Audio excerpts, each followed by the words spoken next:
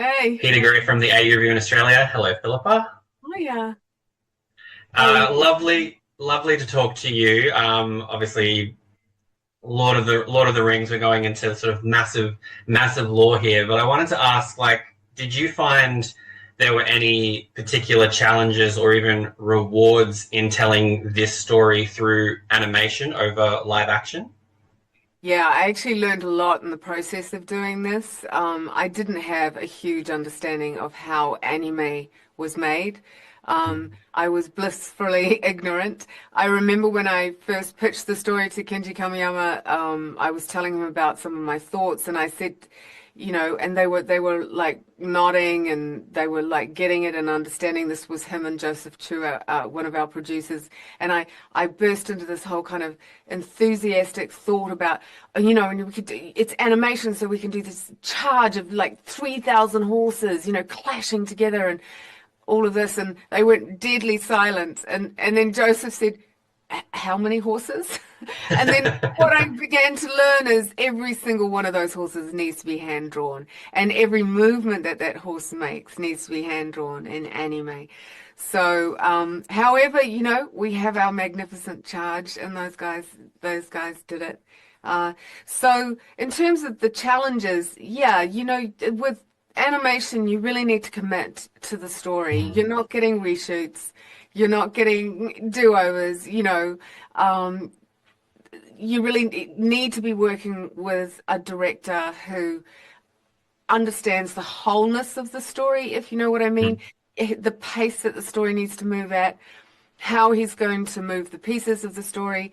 And that's what we had with Kenji Kamiyama, who I think is a phenomenal talent. And one of the things that I'm most excited about is that I think he's hugely famous, obviously, in Japan. And I Yeah. really, really hope that Western audiences are just going to learn how brilliant this guy is. Well, yeah, I think anime seems to have a nice crossover with sort of general audiences, and I think with Lord of the Rings also tying into that, you should get a nice merge of everybody. But yeah, the animation is it's stunning to look at. Like when this opened up, I was like, some of it looked live action almost. I was Yes. like, this is drawn so perfectly, and having you being such a key figure in bringing Middle Earth projects to life, how do you approach balancing fidelity to Tolkien's vision and then introducing new characters to the world? Yes. Interesting.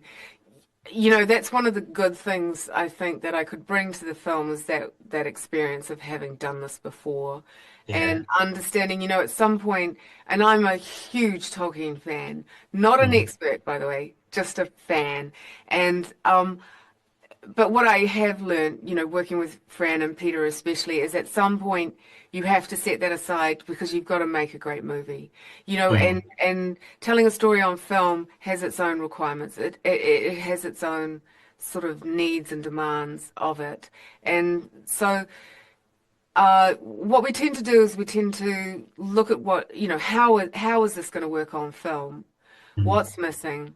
What do we need to create? And in some ways, in that process, we go further and further and further away from the original text. But at some point, then what we try to do is then pull ourselves back and Mm. find that authenticity so that it genuinely is reflecting that world that Professor Tolkien created. Yeah.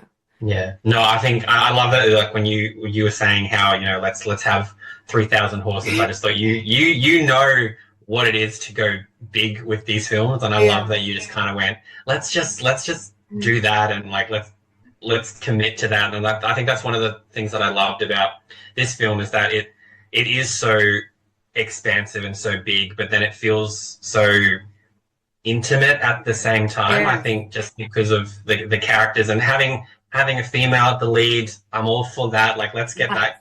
Let's continue that. It's Yeah. amazing. So I really think that this is like a perfect blend of Western audience and mentality and having this sort of beautiful anime and just Yeah. seeing what is possible with that animation, and hopefully it opens up Yeah. more people to it. But I can't say enough beautiful things about this. Like, it was really, really Oh, stunning to really? look at, and I'm so thankful that we have animation like this that can be seen. So thank you so much. Oh no, you're welcome. And you know what? I really, really hope that it brings that new audience to the world, but also brings a new audience to anime actually as Yeah, well. Because I think there's some older folks out there who are probably really skeptical about watching an anime film.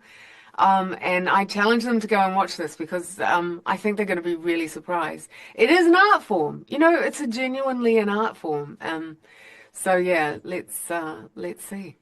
This I'll, film, I'll be I'll be I'll be backing the challenge as well. I love it. This film, you know, also, you know what? This is the first time something like this has actually been attempted, and so I think the audaciousness, the audacious talent of Kenji Kamiyama to do this and to commit to sort of like, okay, we can do both. We can make this a Lord of the Rings film, and we can make it a really interesting, new, fresh attack on anime. I think that was fantastic. Yeah. No, it's amazing. So thank you so much. Thank you so much. You're welcome. Thank you. I really appreciate those comments. Cheers. Thank you. Okay. Bye. Have a good day. You too. Oh, evening. Evening. Sorry. Oh yeah.